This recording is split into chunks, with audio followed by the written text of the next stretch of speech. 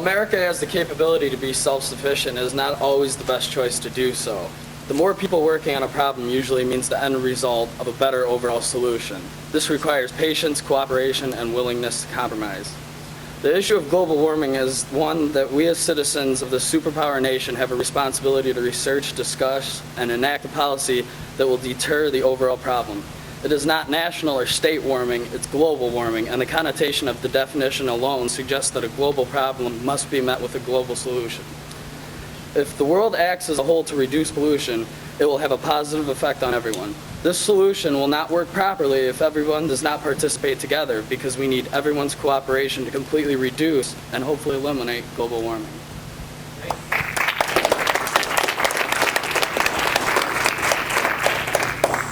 We've got another back here, and are there other examples that people want to shout out? All right, go for it. Our hearts and minds mean nothing in the eyes of others if our hands carry out misrepresentative and unauthorized deeds. And so our military, the strongest tangible force we have at our disposal, must be watched over by our practically non-existent government oversight programs more thoroughly for our hostile dealings. Deliberate action reflects character, and I refuse to believe that our free-acting, systematic military displays to the world our true spirits and souls. Let our strength reflect truth and justice that we all hold inside. All right, great. We've been in a country that has lifted its spirits in times of sorrow and loss. We've seen how the people make the difference with disasters such as Katrina. We're in a country where dreams are possible and strangers lend a hand. The dream we have for others, our brothers and sisters all over this world. We have the strength and the ability to teach them to dream. Together we can build dreams where once there was no water. Together we can build dreams where there was once no schools.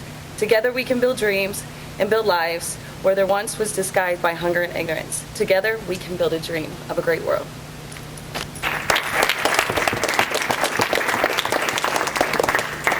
Great. Anyone else want to share initiatives that they envision?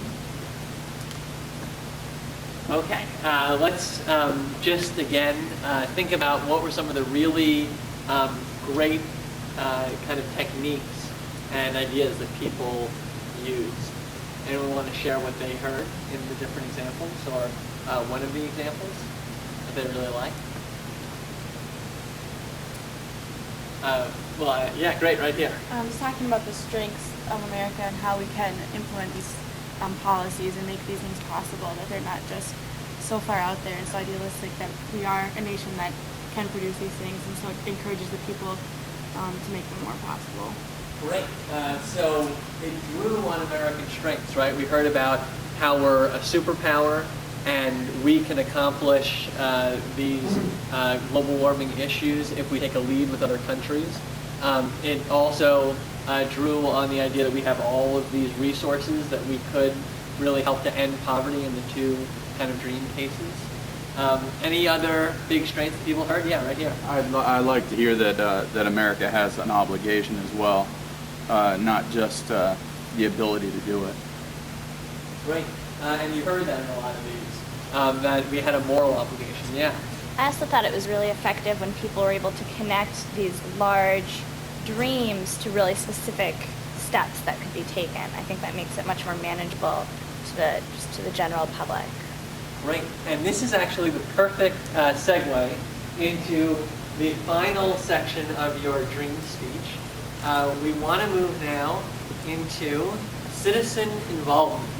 So one thing that is unique about this dream speech is that this president wants to engage citizens in holding the government accountable and holding the president himself or herself accountable.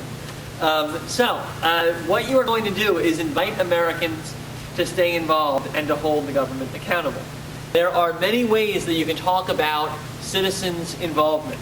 You can talk about how citizens' actions count. When citizens' action is combined with the kind of large-scale initiatives that government and corporations can undertake, you can make a lasting impact.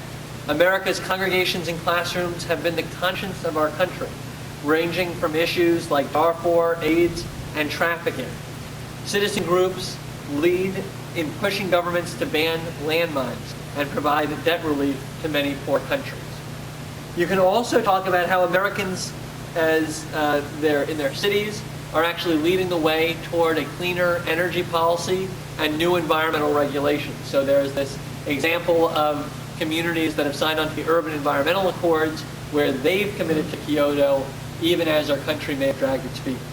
You can also point out that citizens' voices count with government, but also with media and public forums where they can go to express their opinions. They can elect officials that care about global issues. They can tell TV, radio, newspapers, and websites when they want to hear more about international issues. They can learn and make connections in their local churches, schools, community groups, etc. to drive these issues forward. So what are some of the issues that you really have just laid out in your initiatives, and how can you call citizens to be involved in those issues? This could be seen as your ask not what the country can do for you moment, but ask what you can do for America. And it's your way of getting people to say to themselves that they can be a part of the dream that you're laying out. And this is supposed to be kind of integrated throughout the speech. So think about how this connects to your initiatives and then involves people.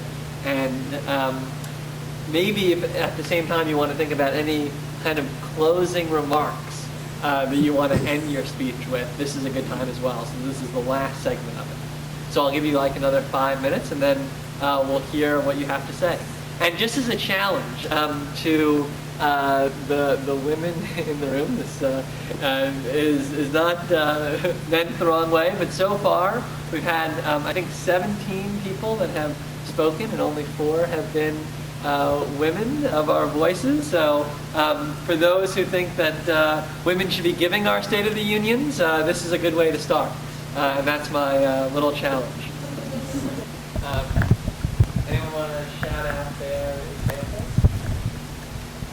I want to issue that whole challenge to try to, drive that gendered identity into action. Let's do it. All right, here we go. Okay. As humans, we all share the title of world citizens. As Americans, I invite you to all embrace this title and continue to engage in the dialogue we've begun today. Speak not only to your children and your friends, but also to your leaders. Within your homes, classrooms, places of worship, and government buildings, we will continue to talk, and around the world we will be heard.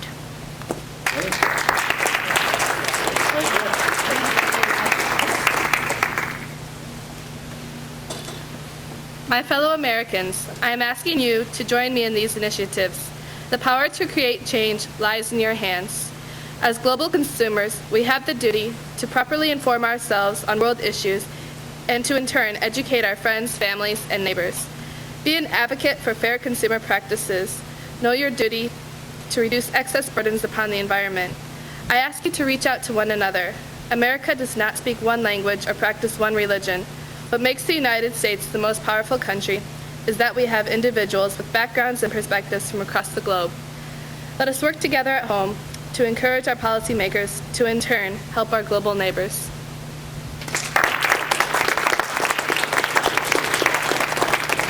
Other people want to share examples? Right back there.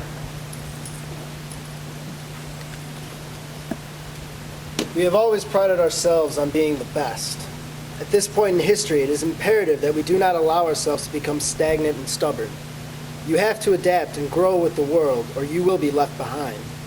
This is an opportunity that has presented itself to the American people. Will we seize it? Raise yourself and find the courage to lead and cooperate with the world.